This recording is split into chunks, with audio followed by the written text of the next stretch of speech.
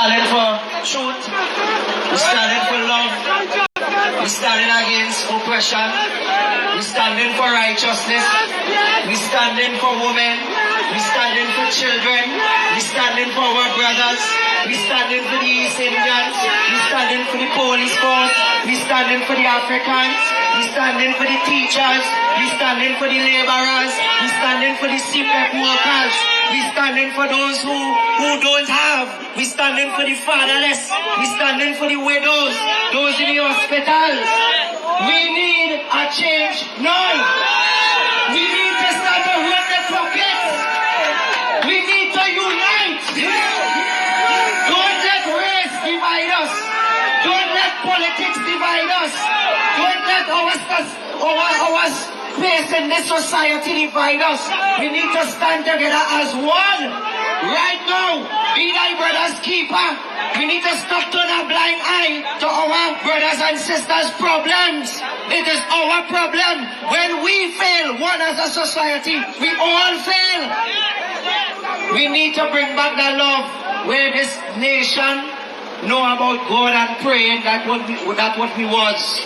We need to get back to that place. We need to understand that we don't stand alone.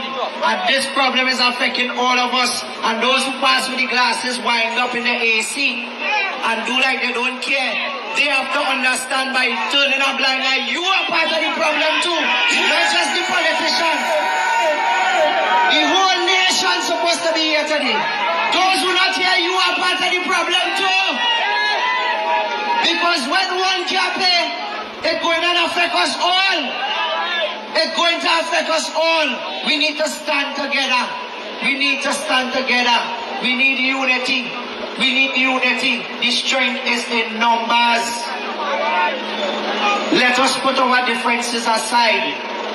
No matter what political affiliation, what you support, let us stand for what is right. And let us hold them accountable. When you're wrong, you're wrong. Let me come out and say who wrong, wrong. And who right, right.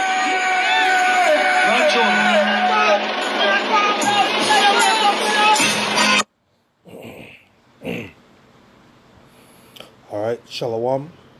First and foremost, I want to give all praises, honor, and glory to Yahweh, Ba'ashem Yahushai, Hashem Rakah double honor to the apostles and elders of Great Millstone. Salutations to the brothers that push this truth in the four corners, and the brothers and sisters that believe and listen to this truth. Okay? The house of David, the Bayat Yawadah, you know, the heathen nations, the scattered Israelites across the globe that look like the other nations. You know, you are the lost tribes of the house of Israel, and you know, the Lord is calling you all back. Okay? This is Daniel from Trinidad Camp, right? And I do a video on this. You know, I do an edification, hopefully it's edifying. On this video here, you know, this guy here, right? Recently he did what he was doing is a protest against the high gas, the recent high gas prices that went up. Okay. His name is Orlando Octave, right? And this guy is supposed to be in the truth, right? He's supposed to so-called be in this truth. But what is he doing? Is it biblical, right? To keep this place going, to join hands with everybody, is what he's saying is it biblical? Is it according to the scriptures?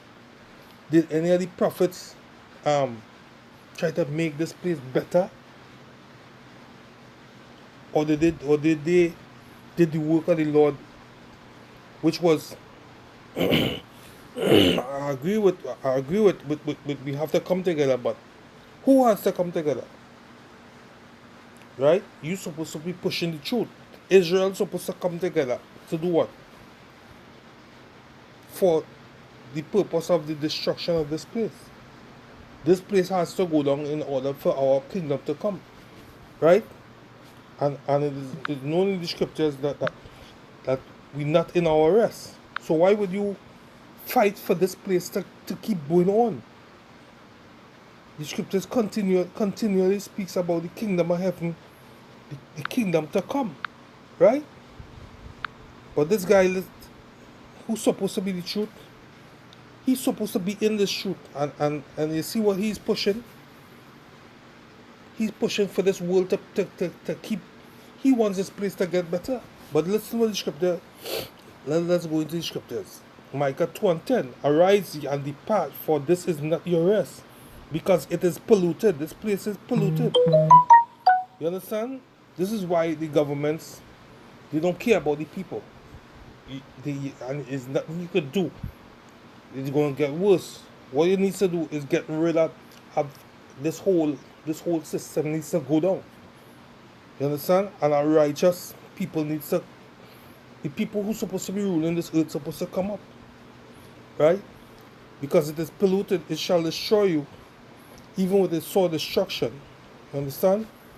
You ain't supposed to be rooting for this damn place to be going on. Let me see if the any of the prophets did what he was doing. Right? Let's see if they was doing what he was doing.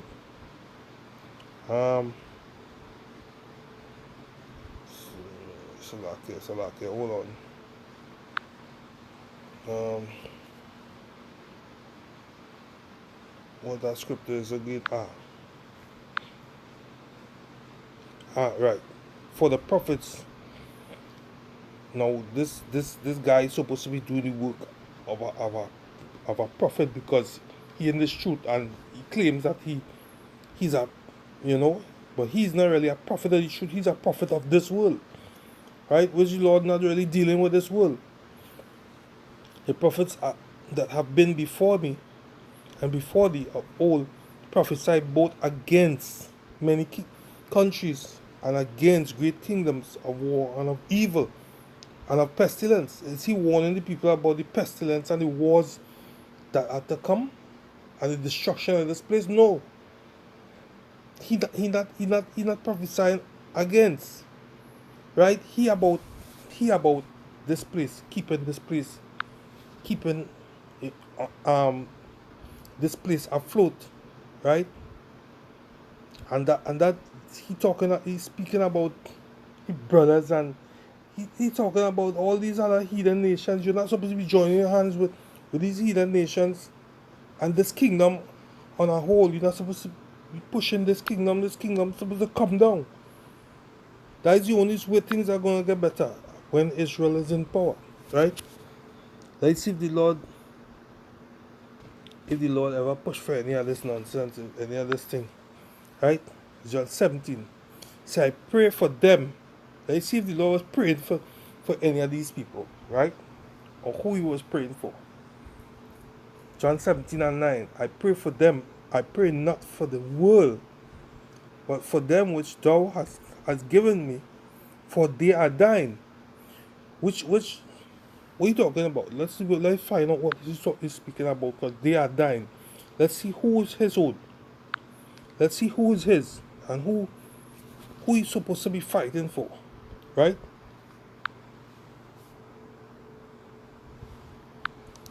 Isaiah, let's see who is the thine they're talking about. Isaiah 43:1. But now thus saith the Lord that created thee, O Jacob, and he that formed thee, O Israel, fear not, for I have redeemed thee. I have called thee by thy name. Thou art mine.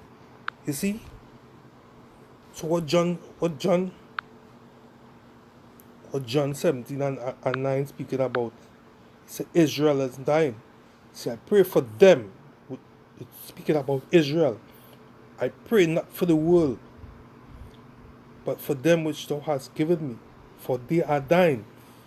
We're talking about Israel. Israel is mine. So this thing you up in the arms and trying to bring everyone together and stand against the government. No, we supposed to want this place to come down. right?